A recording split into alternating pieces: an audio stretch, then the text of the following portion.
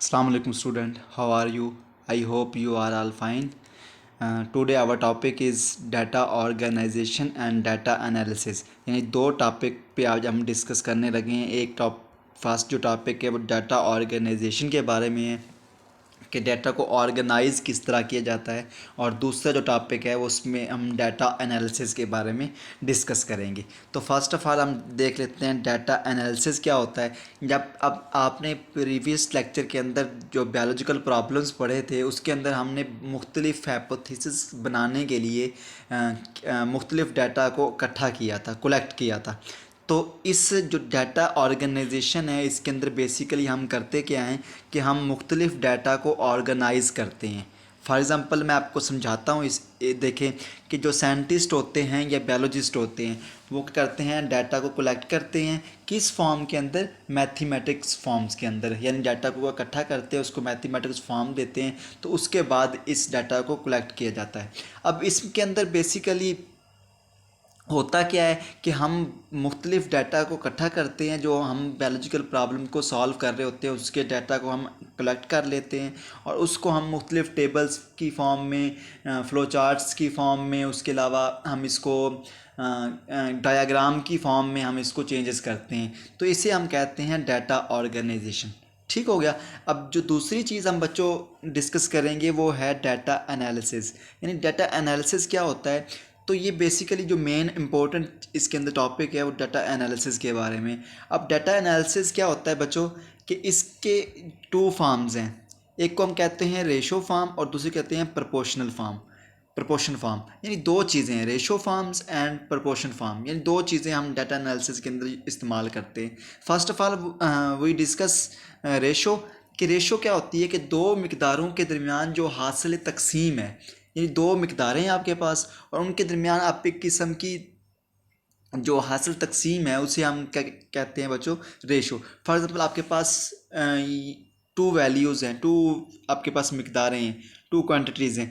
तो उसके अंदर क्या होगा, एक क्वांटिटीज़ को हम ए का नाम देते हैं, दूसरी को बी का नाम देते हैं। इनके दरमियान जो हासिल तकसीम होगा उसे हम क्या कहेंगे, रेशो कहेंगे। अब इसको हम रिप्रेजेंट किससे करते हैं, टू डॉट से, इस तरह।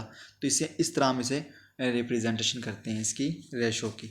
अब आप इस एग्जांपल से समझें कि आपके पास जो रेशो की एग्जांपल मैंने यहाँ लिखी है कि आपके पास 50 पेशेंट क्या हैं, 50 पीपल्स क्या हैं, हेल्थी हैं, और 150 क्या हैं आपके पास इन्फेक्टेड हैं बाय मलेरिया।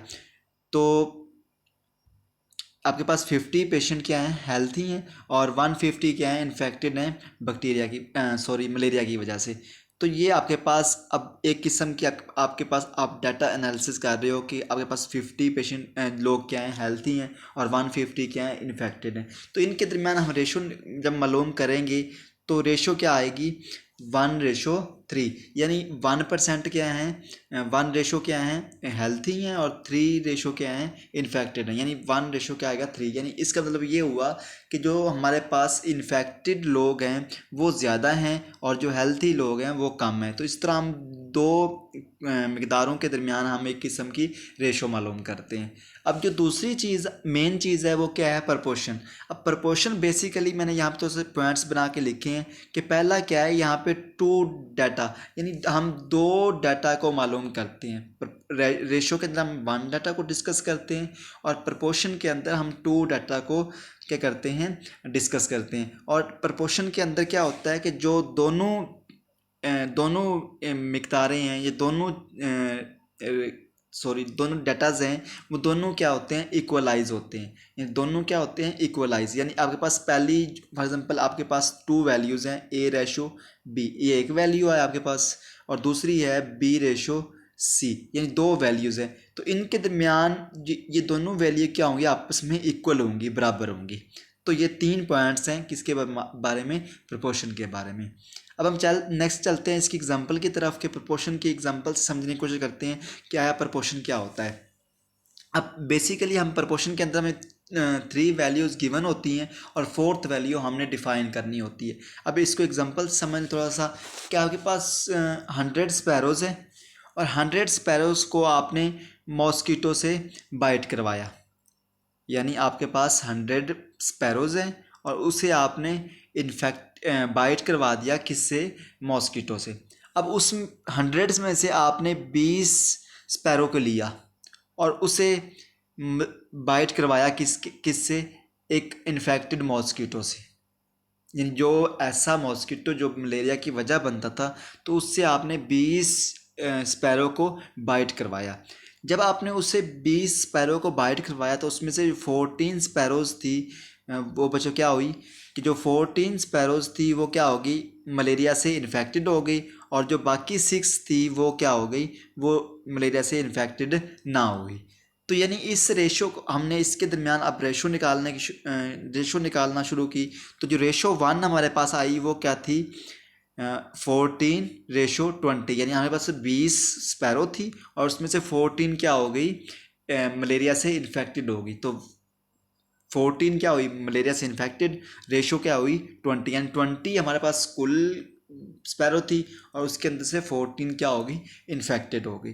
तो ये हमारे पास फर्स्ट रेशो आ गई। अब जो सेकंड रेशो है वो हमारे पास क्या है कि हमारे पास जो 100 जो टोटल स्पैरो थी कितनी थी, 100। अब 100 के अंदर से हमें ये नहीं पता कि 100 जो कुल स्पैरोज थी वो उसके अंदर से कितनी इन्फेक्टेड हुई और कितनी इन्फेक्टेड नहीं हुई। तो यानी हमें 100 तो गिवन है वैल्यू, लेकिन एक्स जो यानी उस 100 के अंदर से कितनी इन्फेक्टेड हैं वो हमें मालूम नहीं है। यानी हमें 3 वैल्यूज़ गिवन है लेकिन हमें 4th वैल्यू गिवन नहीं है।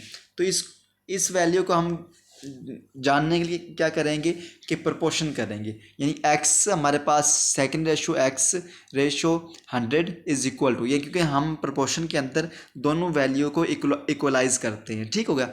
अब जो फर्स्ट रेशो है वो 14 है और 20, यानी हमारे पास 20 जो रेशो 20 स्पैरो थी उसमें से 14 क्या होगी, इन्फेक्टेड होगी मलेरिया से। अब यहाँ पे क्या होगा कि आपके पास आपके x तो आपने मालूम करना है, तो x रेशो आएगा 100/14, यानी 14 यहाँ पे आके डिवाइड हो जाएगा, डिवाइड हो जाएगा और 20 आके मल्टीप्लाई होगा। जब इसको आप हल करोगे, सॉल्व करोगे, तो उससे क्या होगा, जो x की वैल्यू आएगी वो 17 आएगी। यानी 100 में से हमारी जो 70 स्पैरो थी वो क्या हो गई, वो इन्फेक्टेड हो गई, और जो 30 स्पैरोज थी वो मलेरिया से बच गई, यानी उनको मलेरिया नहीं हुआ। तो इससे हमें ये मालूम हुआ कि हमारे पास जो 100 स्पैरोज थी उनके अंदर से तकरीबन 70 क्या हो गई, मलेरिया से इन्फेक्टेड हो गई और 30 मलेरिया से बच गई। तो हमारे पास जो एक्स वैल्यू यहाँ पे आएगी वो क्या आएगी, 70/100। तो इस तरह हम किसी भी डाटा को प्रोपोर्शन के लिहाज से एनालाइज कर सकते हैं। तो this is all about data analysis. Thanks for watching.